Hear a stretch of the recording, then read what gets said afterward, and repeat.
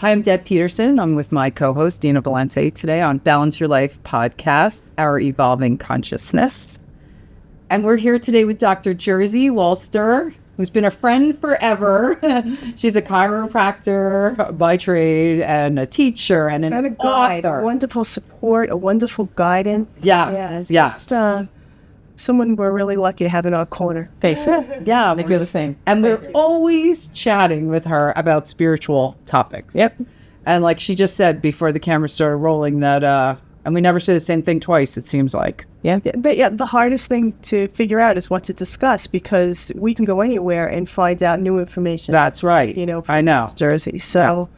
Well, so you want to tell us a little bit about how you got started with everything, and how, well, actually, wait, let me back up and say that today we're not talking about the chiropractic, and we're going to the esoteric, because Jersey is actually a medium and a channel, and I'm a closet channel. Yeah, I was gonna say, and she's coming out of the closet, just like Deana came out of the closet. Well, because is this right? And so this is something that people don't really know about you. I mean, Well, part of it was I drew a very clear line. Right? In my chiropractic practice, I was doing chiropractic and not blending the worlds. Right. In my life coaching process, I get to blend the worlds. And when I'm working with people or clients that need help, I will go where I need to go to assist them. My purpose is to heal. So whatever modality I use, and I was blessed to be raised by a mom who all of this was normal.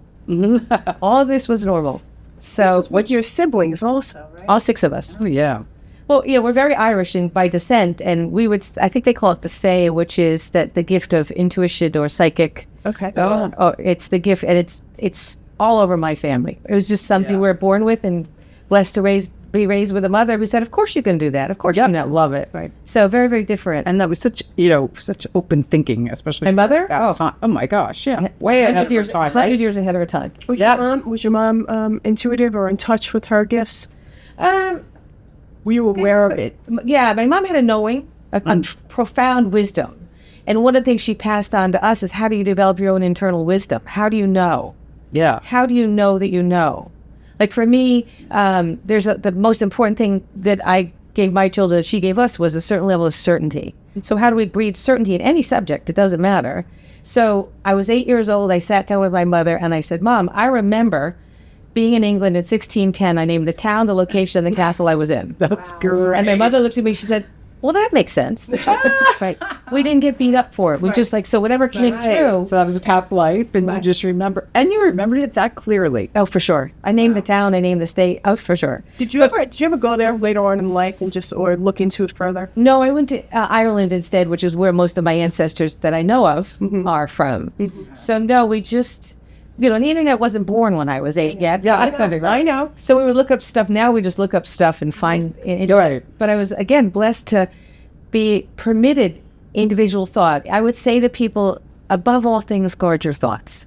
And it's the most runaway thing that we have today. So how do we align our thoughts with our intuition, with our psychicness, with our soul, with our beingness? And I think that is a great way to get us educated, but it's not how we get to know and how we breed wisdom. So... I don't know if that makes sense to you, but for me, it's just an internal knowing, because I was permitted and allowed as a very young child. So, and is that how you started channeling? It's from that inner knowing? For the inner, how did that come about? I just, I would say because it was just there. Huh? I would just know things. I mean, I was, all right. I was about 8 or 9 years old when I started taking apart little motors, engines, and watches, and I could put them back together. And my mother would look at me and go, "How do you know how to do that?" I said, "I don't know. I remember." Yeah. Wow. Okay. I remember from a past life. I remember from a different time, or picked up on the wisdom from the other side, the unseen. Did you know when you decided to go into chiropractics? Did you have a knowing that this is the path you should be following? What was that? I had a very sick sister, and my mother exhausted every medical opportunity that existed, including exploratory surgery. And as a last-minute ditch, she went to chiropractic.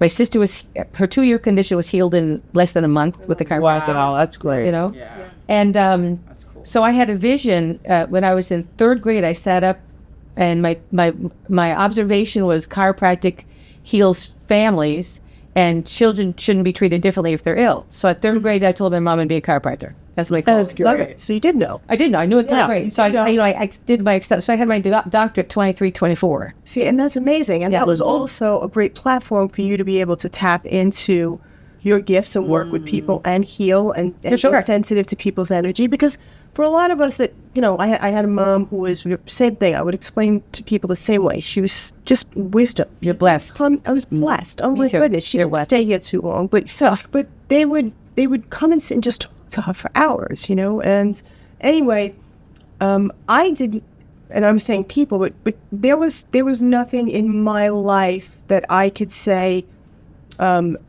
really helped me connect further. Okay. To the unseen. To the unseen, the way that chiropractics did for you. Like you knew it and you went that way. And I know what I do in my life to connect, but I'm just saying that's amazing. Like your path went.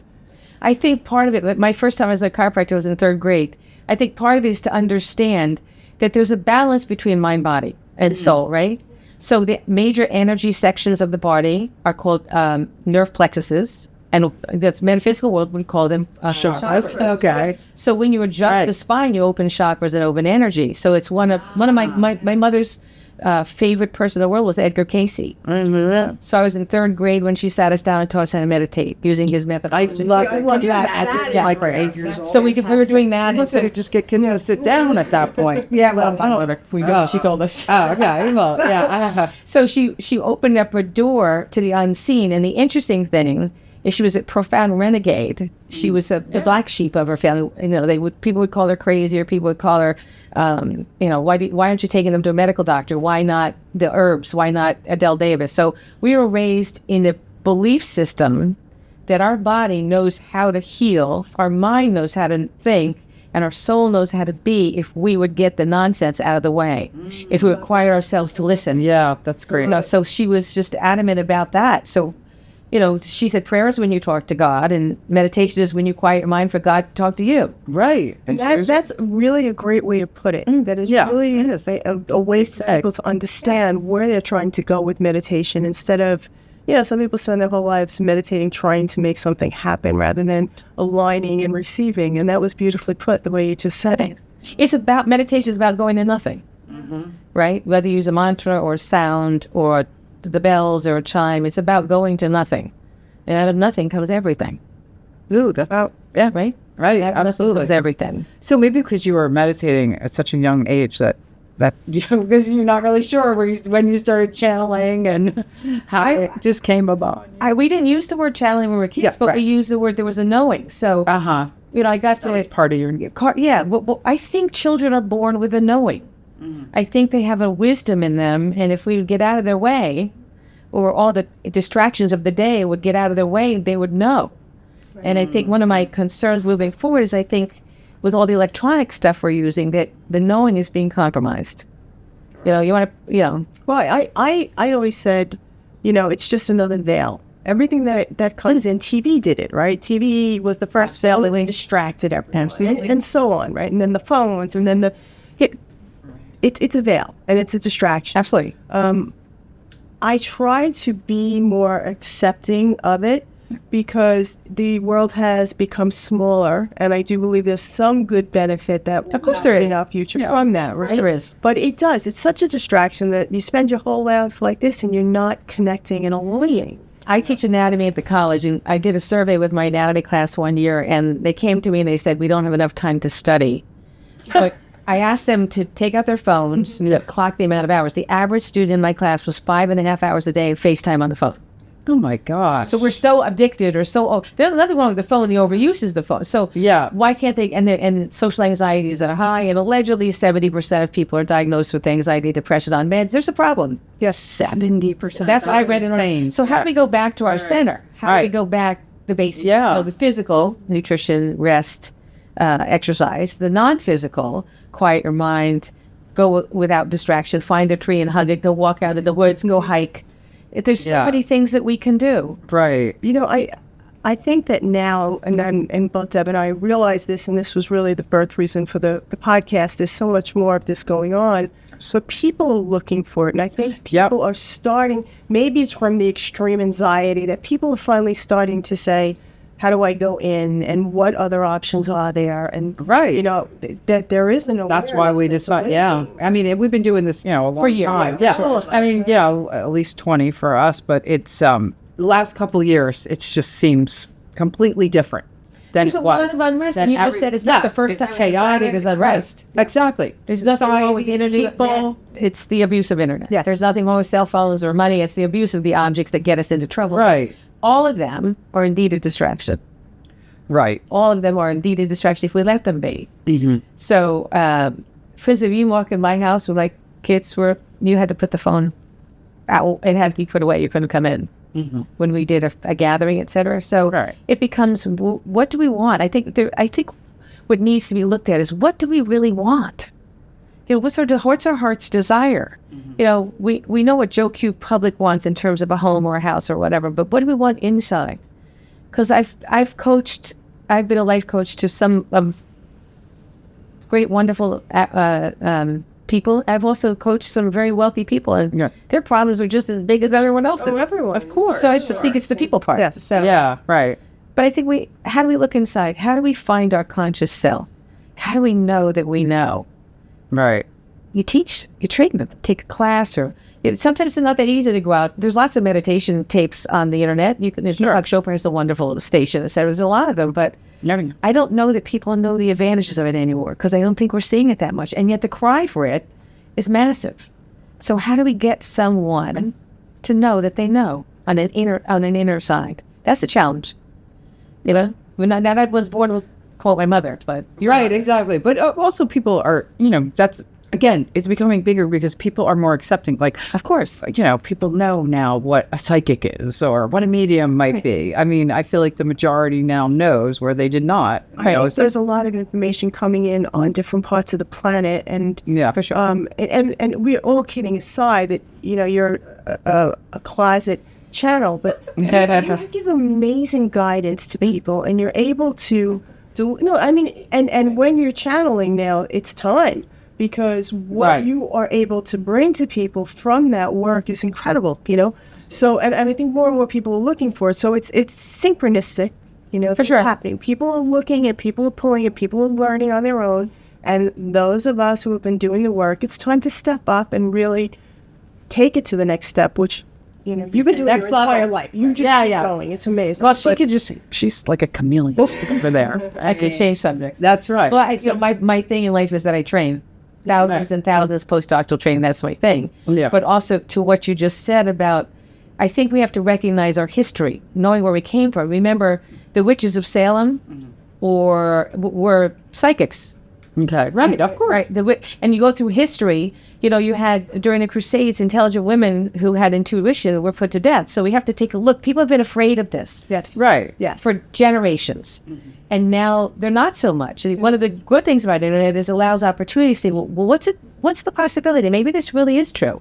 Right. I would never proceed to tell someone what to believe in, but my work with people, my coaching clients, my other clients is, let me open a door for you, and then you decide what's true for you. Uh-huh. Right? I'm not here to tell anyone my truth, but I'm eclectic enough and widespread enough to go, you know, to stand toe-to-toe with most of the subjects. So when you channel, who are you channeling? For years, God, first of all, I've been doing it for decades. I have my handwritten notes from years ago, book after book after book. And the group of souls that I channel is called the Council. Okay. And it's in my vision, the Council is a group of, it's almost like walking into a classroom with some of the greatest minds of our history. Okay. And for instance, I can go to the Chamber of Presidents at one point. I was lectured to by President Lincoln, one of my personal favorites, and Jefferson, one of my personal favorites. Oh, really? And then, we have the access to call them in if we ask them. They're always available or willing. Okay. Another one is the Chamber of Wisdom.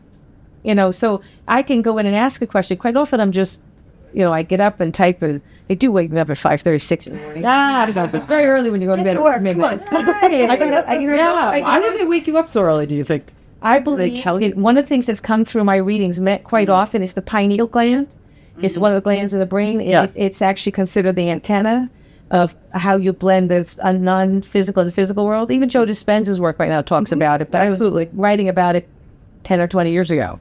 So one of the readings came through that the pineal gland is most open between 6 and 6:30. So your antenna, if the theory is true, is wide open. And also when you wake up, you don't have that busy mind, should feed the cat, should take care of the plants, should meet Harry for dinner or whatever, but it's open. You wake up blank. And how do they wake you up? When I get awakened, not all the time, actually just when I went to go write my book, I needed to get an application for coaching school I was administering. They woke me up at 4:30. I actually got nudged. So I'm like, oh my God, leave me alone. So that's one way, but I just know like at 6 or 6:30 when I'm on track doing the read, I just wake up.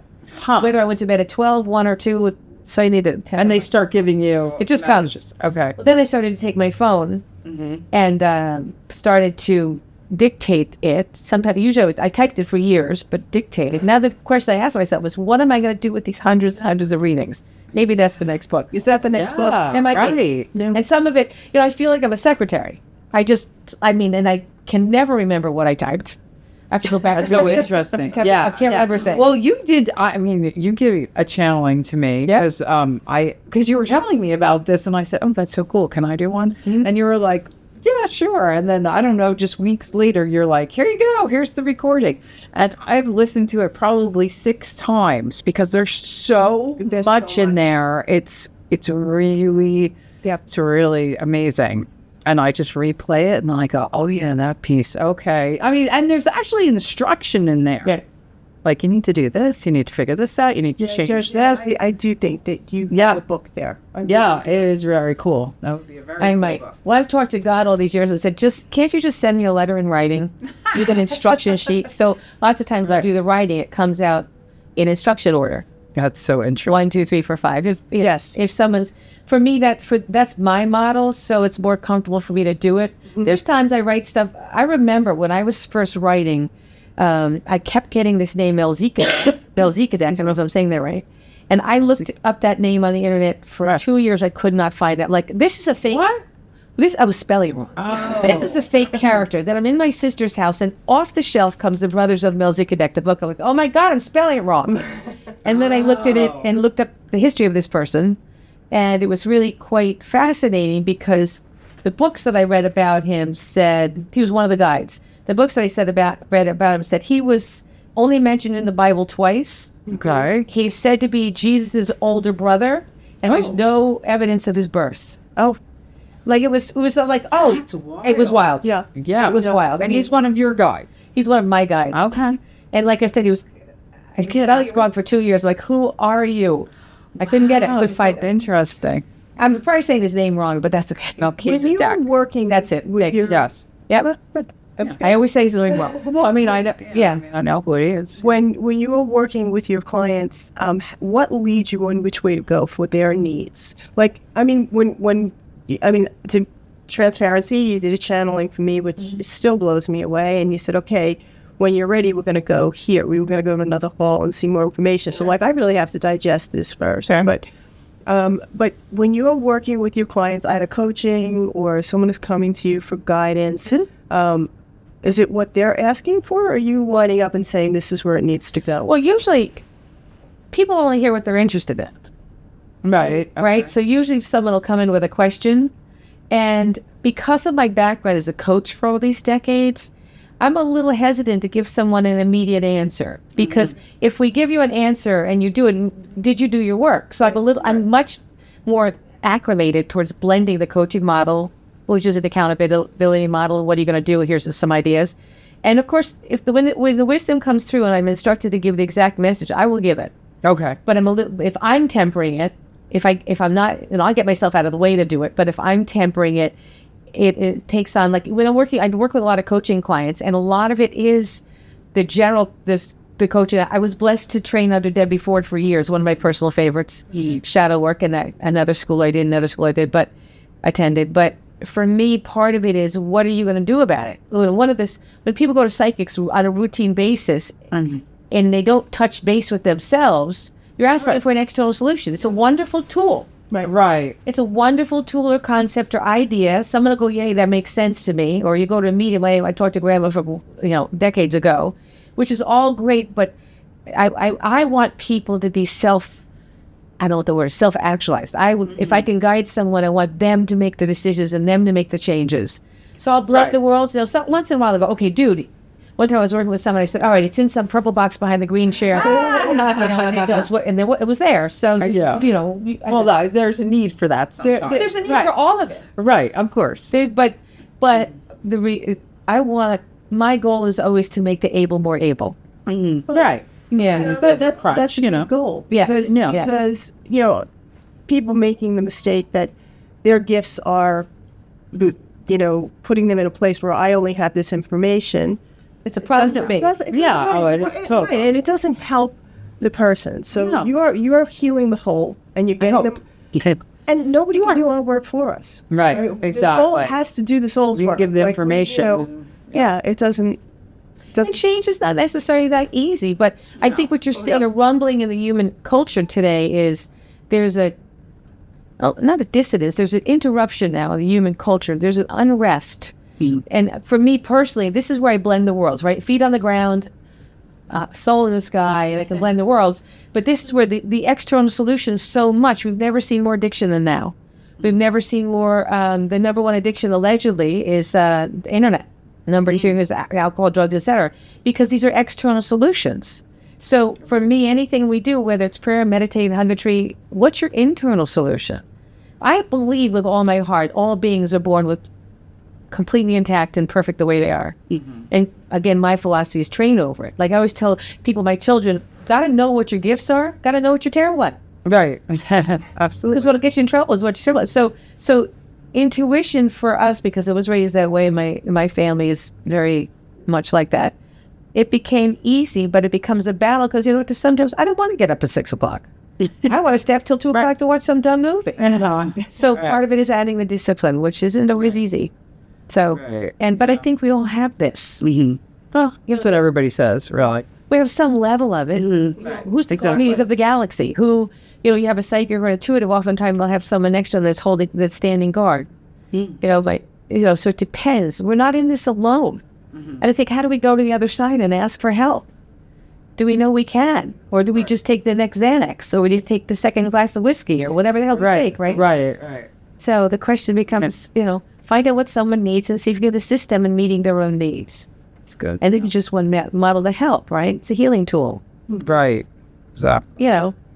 So I think understanding that we are conscious beings, right? In my book, I use the phrase, the 4 components, mind, body, soul, emotions. So we as humans are all 4 of those things. And it's not an easy balance for a lot of people, right? It's not an easy balance because we say, okay, the body needs rest. Here's what the body is to do. The mind is to think. The emotions are to feel, and the soul is to be. So in like Maslow's hierarchy, if you're starving, it's hard to evolve. Right. Right. So how do we find the balance between those things? That's, I think, one of the harder ones, because it's easier to watch TV and be numb until midnight than it is to sit and meditate and pray. Mm-hmm. It's easier to check out with not doing what we could do. I think we have choices, and I think my wish for people is that they recognize their opportunities in the totality of their being. What are we good at? What do we need work on? What's my gift? What's your gift? It's all important. And you have to find it. How can we find it? Right. I think that's our job as practitioners, as intuitives, as whatever, is to assist people in finding their best self, because sometimes they just don't know. Right. Does that make sense? That's true. It does make sense. Absolutely. It does make sense. So how do we do it? We train, we read, we study, we surround ourselves. And we have to share.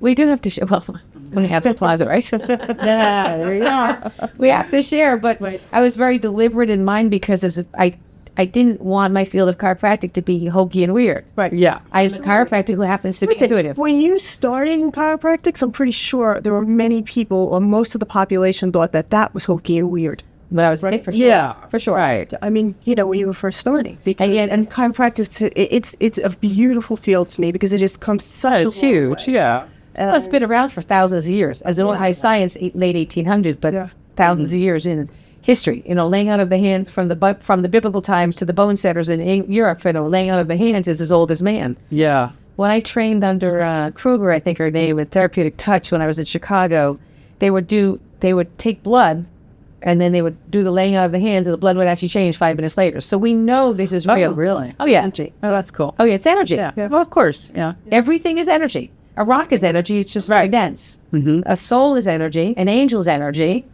I don't rule out.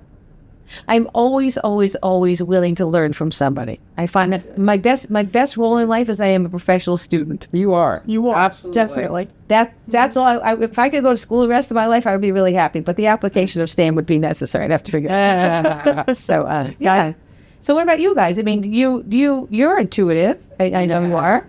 I've seen you. Yeah. Do we change? How do we as a group or selective group, especially with your Balance Your Life work, how do we raise the collective consciousness or awareness so that people have the choice? Well, I think that this is a step towards it. Right. I think that in the everyday, when someone asks a question, you're willing to share, and you're willing to not preach, right? And willing to give guidance and support to someone, and just always, because you've always done it, but just even to young people, when you're talking to them, get quiet and listen. What does your body say? How does that feel, what I just said to you? Learn to listen to that. Right. Know that we have that piece of God or source in all of us, that collection. So I think that's one way. I think that you have to be open to that. Yeah, and it's creating awareness. It's on a constant. It's creating awareness. It's willingness to hear. Mm-hmm. It's willingness to be the oddball. It's willingness. Right. It's willingness to be the outlier. Mm-hmm. Right. And in the end, we're currently, as you know, in sort of a divided nation on the political side. But I think that's been happening on the intuitive side for decades. Mm. So as it's aligning, saying, what do we need? How do we get alignment? How do we get common purpose? One of the things that's really important in life for me is a purpose-driven life. Right. Right? Yeah. What's our purpose? Like I said, I teach anatomy at college going, these kids haven't got a clue. Right.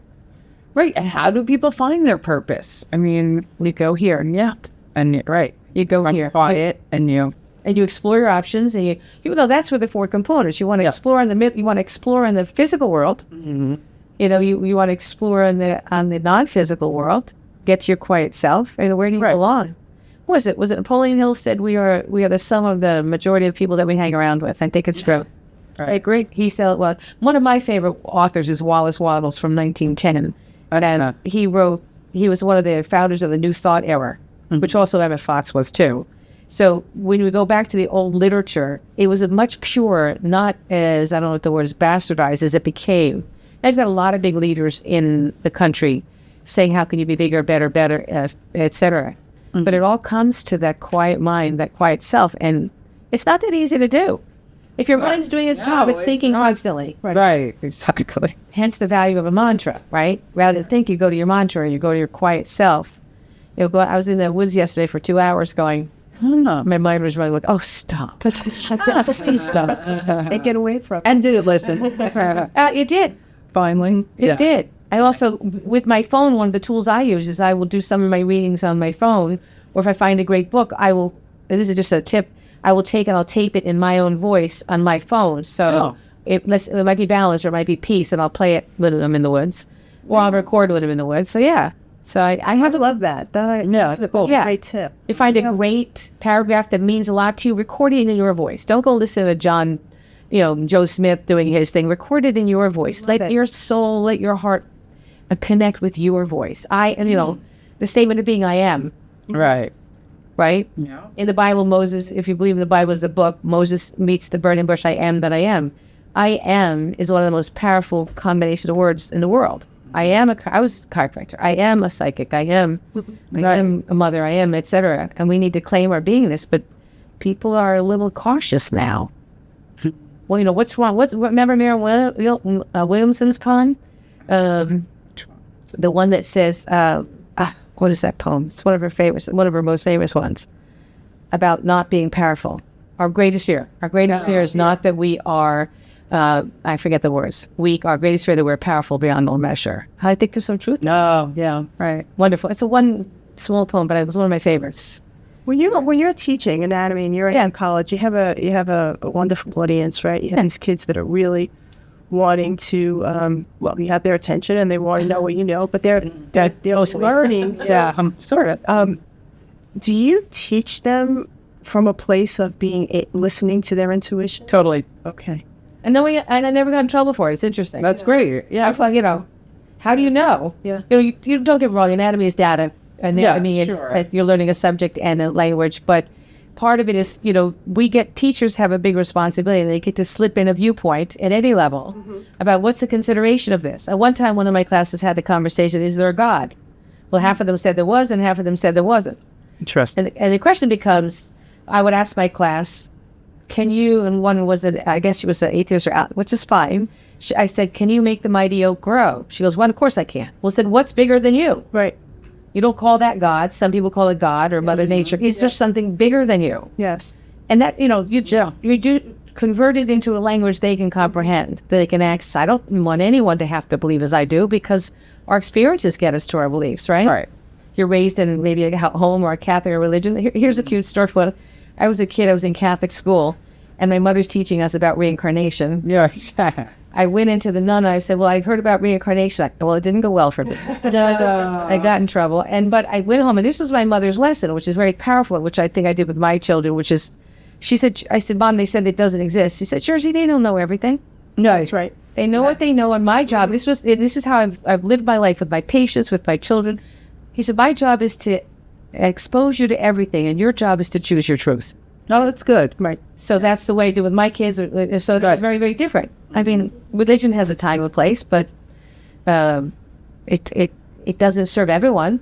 Right. I hope that schools get there. I hope that schools and the educators in this world, or those that make up the policies, get to a place where we can encourage kids to know their truth, to listen to it, and to make decisions for what is good for them and what isn't. I mean, right, the stats and the facts and all of that, important to learn, but really, I'd love to see that change come over, because I think there are a lot of young people coming in who are really inquisitive now. No question. Want to know more, and even remembering a little bit longer. Also getting permission. We have to remember education changed in the 20s and 30s under the oligarchs like Rockefeller, where they eliminated critical thinking profiles in the schools. It went to regurgitation. It's a problem at an intuitive level. So that believes that the parents, we need to teach our kids the critical thinking. And, they're stuffing information down. And sure, you need to know math, you need to know basic stuff. Yeah. Is that going to serve them at a being level? Now they can pass a test. So when? Right. Can they think for themselves? Right. Critical thinking has become obsolete, and it shouldn't, because I think part of critical thinking is a natural place, the alignment of the unseen. Right. Okay. So you know what to do. Right. Yeah, and I would call it intuition thinking, but yes, it's right there with critical thinking. I mean, right. That's what it is, and I love the fact that you have the forum that you have, because you truly are living your life's purpose. I am. On all fronts, and it's amazing. As a parent, as a teacher, as a doctor to your patients, as a coach, and it's bravo.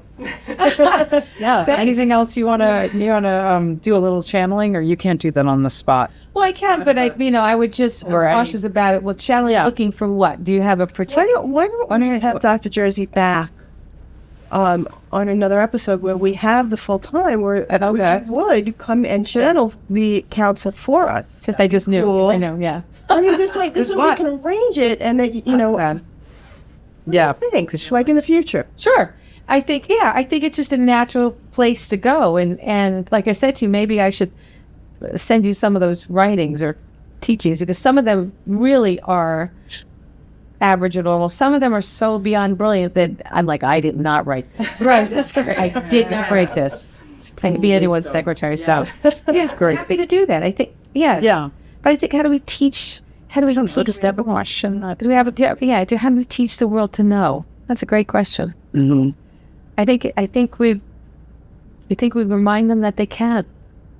Right. I have a ridiculous, I can't explain this. I have a profound amount of faith in humans, and sometimes it is misplaced. I'll be the first to own that. But I have a profound ability, faith in the human condition.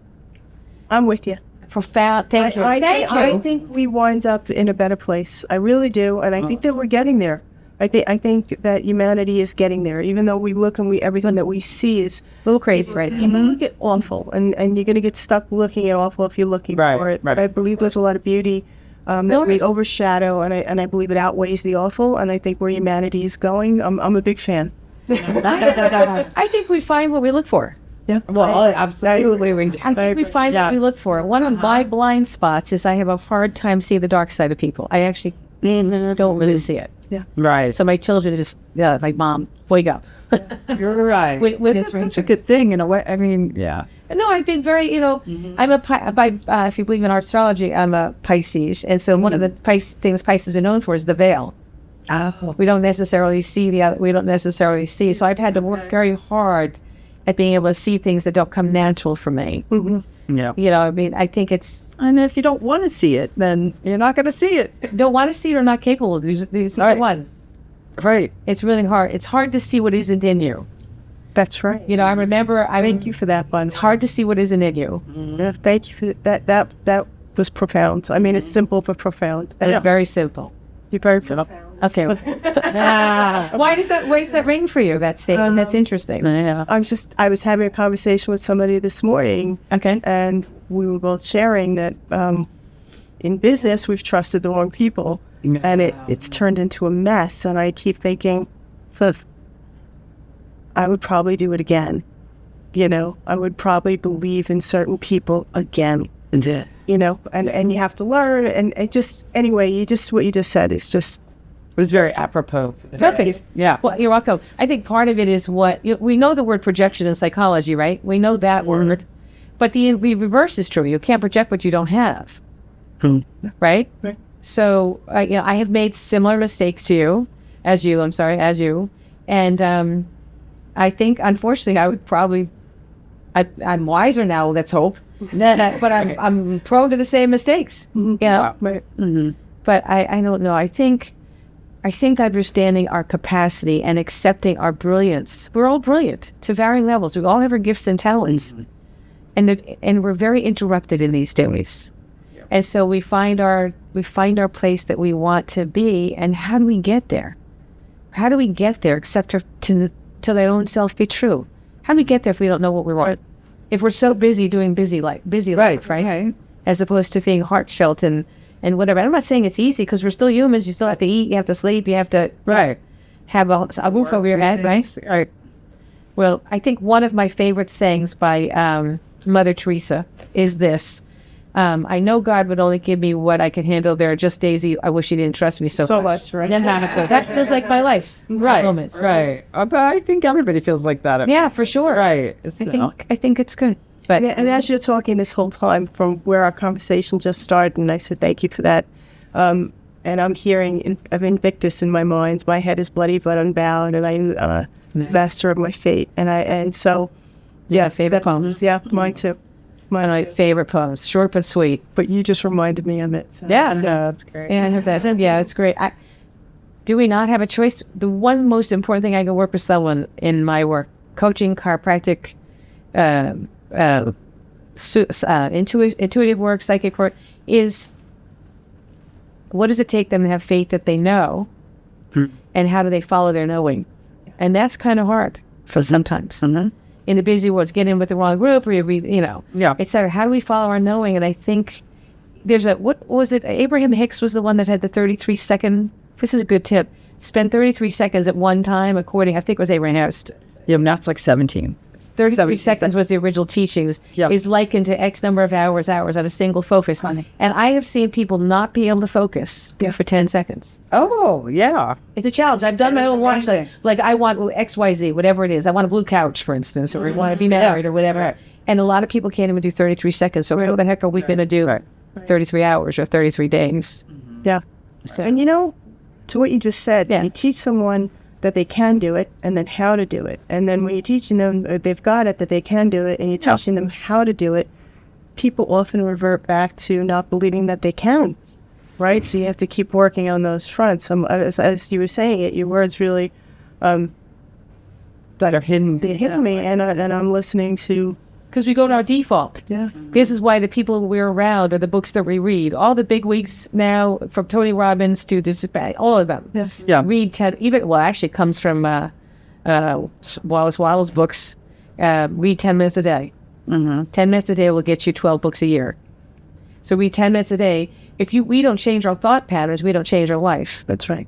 So change your energy, change your thoughts, change your life. Right. That's right. But do we want to do the work? So it becomes, I think part of working with people is finding their dreams again. What do you want? You know, here's what I realized. I'm sitting on a bar stool at 18 with one of a friend, and I told her exactly what I wanted.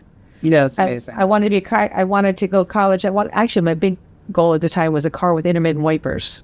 That would have been a big. You're dating yourself. I am. That's true.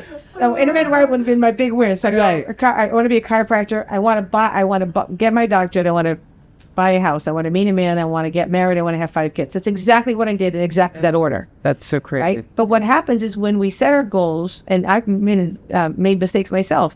What's the next goal? Yeah. So what is the next goal? What do we want to do next? Once we get it, what's next? What's next? Yeah. You know, and it doesn't have to be gigantic and big. But if we, if we're planning, what's that life? If you fail to plan, you're planning to fail. Someone said that. So I think that's just it. So many people are circling the drain energetically. Right. Because they don't have the faith or belief that it can be different. My life is blah, blah, blah. I live on blah, blah, blah.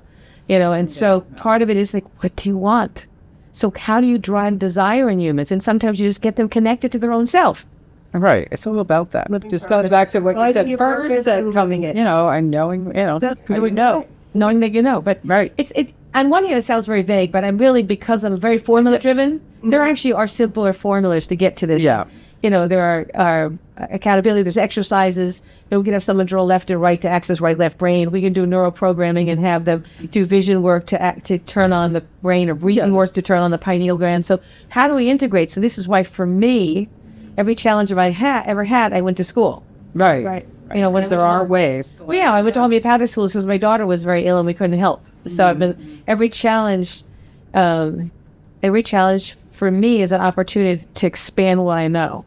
Right. I mean, if I can't learn, I probably can't live. I mean, that's just fine. That's just you. Won't be hanging around. Well, we're going to have you back. Yes. We'll have you back to do channeling. Yeah. Thank you. Next, the process that you're in now. Okay. Absolutely. Yeah. Yeah. Thank you Thanks so much. Yeah. Thank you. Thank you for having me. All right. We'll see you next time.